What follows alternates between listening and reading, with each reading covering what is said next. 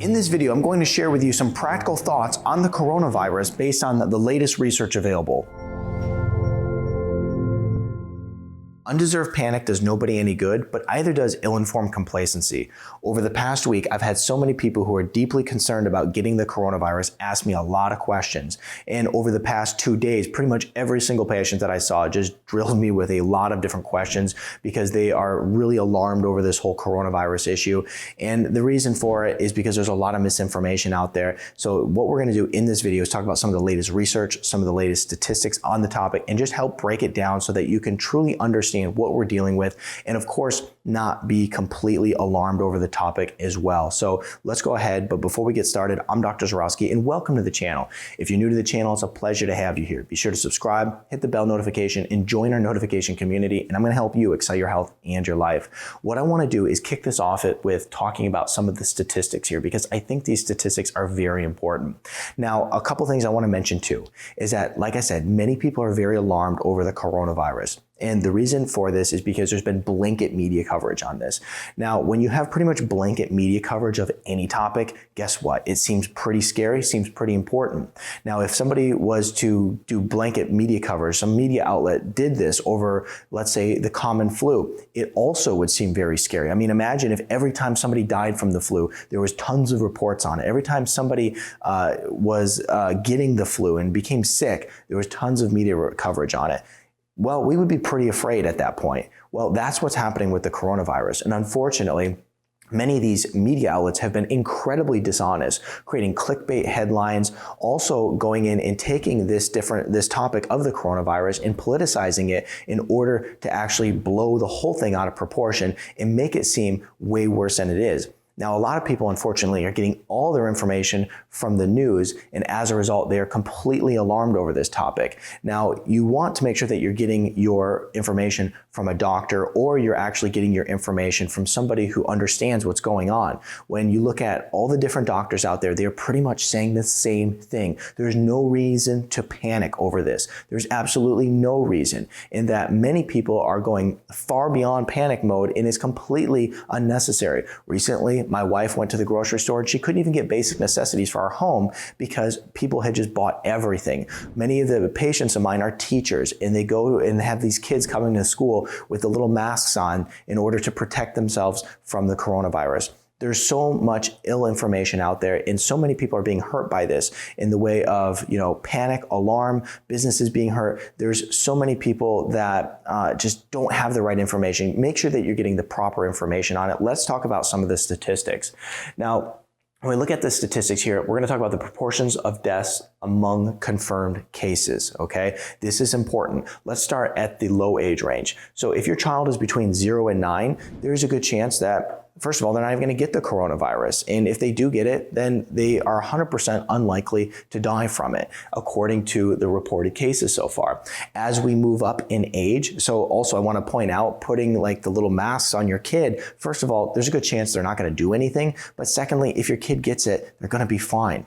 As we move up in age, we start to see that the death toll actually starts to, show something on the graph here. As we move up, until you hit about 60 years of age, it's very unlikely that you're going to die if you get the coronavirus. And as you move up to about 80 years old, this is when it starts to become real. So if you are 80 years or older and you get the coronavirus, it is something that you need to be very concerned about. Let's break it down a little bit further. Now, if you are elderly person and you already have a pre-existing condition or two, it is even worse. If you're immune compromised, it's worse. So let's say if you have a cardiovascular condition and you're 80 years old, then you need to be very concerned about the coronavirus. If you have diabetes, respiratory disease, hypertension, if you have a pre-existing condition and you're 60 or above, then you have to be concerned. If you're 80 or above, you need to be very concerned. Now, here's the thing. Not all individuals who are 80 and above are going to die from the coronavirus. I'm not saying that by any stretch of the imagination. And even if you have a pre-existing condition, it does not mean that if you get it, you will die. It just means that your chances are much higher. And so, of course, then we break it down and go, well, who needs to be worried about this? Well, people who are elderly need to be worried about this. If you have a parent who's in a nursing home, then you need to be worried about this sort of thing. When we look at Washington State, there was a bunch of deaths there. Where did most of them happen? It got into a nursing home. It got into a place where many people were immune compromised, older in age, and having more than one pre-existing condition. And those are the individuals that had a big problem with it. And there we will see people who will die from this issue. Okay, so it's not as if we want to laugh off the coronavirus like, oh, these silly people out there who are, just in panic mode. No, there are good reasons to be concerned about it, but there's also good reasons to not be concerned about it, because this, of course, is going to be based on geographical location too. If there's outbreaks, if there's not outbreaks. And so, for instance, me here in Michigan, the fact that there really isn't any reported cases where I am at right now, there's no reason to actually go to the grocery store and just empty the place out as if, there's going to be a widespread issue and just a huge death toll over the coronavirus. And so it's very unlikely for that to happen at this point.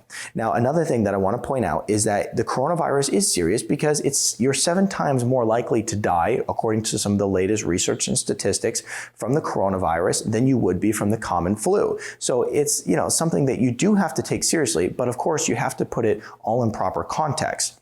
The other thing I want to point out about the coronavirus is that the media is probably going to blow this way out of proportion, but until now in the United States, there hasn't been adequate testing. First of all, there was major issues with the testing that was originally out there, and then there's only about 1 million testing kits out there right now. And with those 1 million testing kits, guess what they're going to find? They're going to find a lot of people who have coronavirus because they are going to be testing people who have the symptoms, which we'll get to in just a moment, and then they'll likely find many people who have it. So you're going to see the toll in the number of people with coronavirus skyrocket simply because they're testing for it now. Previous to this, many people probably had the coronavirus. They just stayed home. They thought they had the common flu. They didn't feel well. They got over it and life went on. Or even if, somebody, for instance, died from the coronavirus, at that point, we didn't know that they had it. And so we're going to see the amount of people who have the coronavirus go up greatly. The media will, like I said, probably blow this out of proportion, but you have to understand, if you go from no testing to a lot of testing, you're going to find a lot more people with the issue. So take that into consideration, but there's a good chance this thing's been around and many people have had it. It's just that there was not testing there for it. So when we look at the statistics and the cases right here, we have to be concerned about the elderly. We have to be concerned about people in nursing homes. And we also have to realize that the chance of actually dying from this for a good, healthy, young individual is pretty unlikely. Let's go ahead and keep moving here. Now, the other thing that we want to talk about is the new study on the symptoms. Basically, what they found is that if you come in contact with someone who has the coronavirus, it takes about 5 days for the symptoms to show. Now, if you come in contact with someone who has the coronavirus, it's basically said that you should isolate for about 14 days in order to just make sure that you don't have it and that you're not spreading it. It's estimated that this coronavirus is highly transmissible. When you see the government agencies going and putting in a lot of precautionary measures, it's not because of widespread panic mode of, this issue that's just wiping out, thousands or millions of people. It's not because of that. It's just because it's highly transmissible and they're trying to just cut it off. So 14-day isolation, we have to also consider that the risk of being exposed can be very low based off your geographical location. As of right now, where I am at, though this could change and it's subject to change, it is a very low chance that I could actually get it because there's nobody who has it. So we have to kind of put that all into perspective there. If you're someone who is in like an outbreak area and let's say that you're older in age, you want to be concerned about this. Now, some of the different signs that are going to show up: cough, fever, shortness of breath, breathing difficulties, and respiratory symptoms. Okay, and then also just in general flu-like symptoms. Now, if you're having these issues, of course, you should get tested to see if this is an issue for you, and make sure that you're just taking it seriously. Once again, there's no reason to panic or be in a state of alarm over this, but we just have to take it seriously. Let's talk about what to do here, okay? Because as of right now, one of the best things you can do is boost your immune system up. Okay, I talk about this again and again, and it doesn't matter if it's protecting yourself from the flu, protecting yourself from bacterial infections. We always want to make sure that we have a good functioning immune system. I mean, like all the kids are getting sick at my daughter's school right now, and it's from the flu. They're getting the flu. My daughter's bringing this stuff home. The kids are just constantly bringing it to the house. And as a result, I'm always working to not only boost my kids' immune system because they're in that all day, as it's an issue with any school, but also we want to make sure that I'm staying healthy so that I can do these videos for you. And so we want to make sure that we're boosting our immune system. Some great things you can use is fat-soluble vitamins, vitamin A, D, E, and K. These are all great immune boosters. Many people are deficient in vitamin D, and when you have a D deficiency, essentially you have a decreased functioning immune system. Vitamin C is great. Zinc, probiotics are great immune boosters. And then we also want to make sure that we're getting adequate sleep and also keeping our stress down. When sleep goes down, stress goes up. That is also a formula for decreasing immune function and making you highly susceptible to getting pretty much any type of sickness. And so make sure we're getting some good sleep. We want to make sure that we're eating a healthy diet, cut out artificial foods, the flavorings, the dyes, all the nasty ingredients that you know you shouldn't be eating anyway, but you've been, just letting a couple of them slide. Cut that stuff out so that you can boost your immune system up. Cut out sugar, because there's no faster way to deplete your immune system than eating a lot of sugar. Cut that out. Get adequate exercise. That's also good for boosting your immune system. And intermittent fast, because intermittent fasting is a great way to help stabilize and boost your immune system as well. Let's talk about a couple foods that we can eat as well here in order to boost our immune system. Olive oil is great. Bone broth, lemons, limes, apple cider vinegar, which many of you know and love.